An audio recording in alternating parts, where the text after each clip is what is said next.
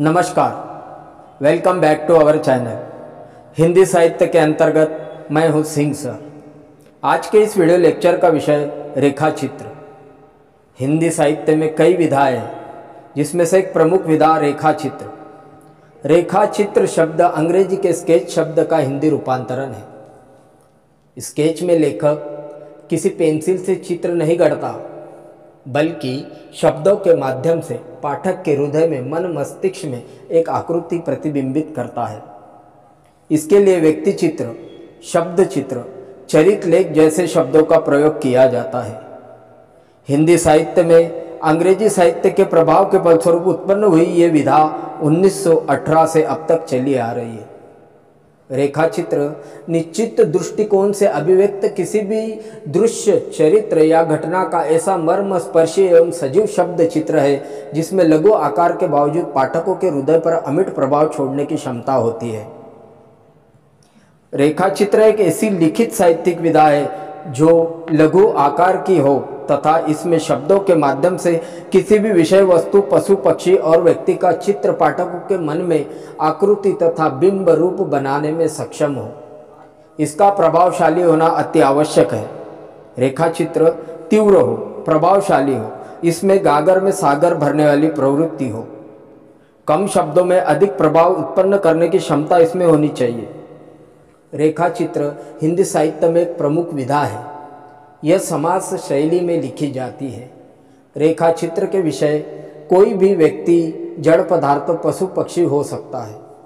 इसके अंतर्गत किसी घटना या दृश्य का वर्णन कम से कम शब्दों में पाठक के हृदय पर अपनी अमिट छाप छोड़ने में प्रभावशाली होता है लेखक। एक अच्छे रेखा चित्र में कुछ तत्व होना अति आवश्यक होते हैं, जैसे विषयबद्धता। रेखा चित्र में लेखक अपने विषय से, मूल विषय से भटकना नहीं चाहिए। प्रारंभ से अंत तक अपने विषय को प्रतिबद्ध रहे। रेखा चित्र सरसता होनी चाहिए, इसमें रोचकता हो, तभी पाठकों पर उसका प्रभाव अधिक होगा। इसमें चित्रात्मकता होनी चाहिए। पाठकों के मन मस्तिष्क में विषय को लेकर, किसी व्यक्ति को लेकर, किसी वस्तु को लेकर चित्त प्रतिबिंबित करने की क्षमता लेखक के शब्दों में होनी चाहिए। इसमें एकात्मकता हो, इसमें तटस्थता होनी चाहिए। किसी व्यक्ति विशेष के गुण के साथ साथ उसके दोषों को दर्शाने की, यथार्थ को बताने की क्षमता उसमें होनी चाहिए। अति आवश्यक तत्व तटस्थता। इसमें बिंबात्मकता हो, बिंब, उसकी छाया, उसका चित्र, उसकी आकृति, वह दृश्य पाठकों के सम्मुख प्रदर्शित करने की क्षमता हो।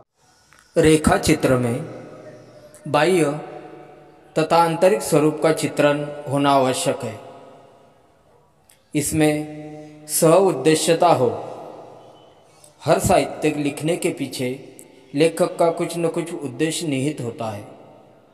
इसी तरह रेखा चित्र में कलात्मकता, कल्पनात्मकता भी होनी आवश्यक है।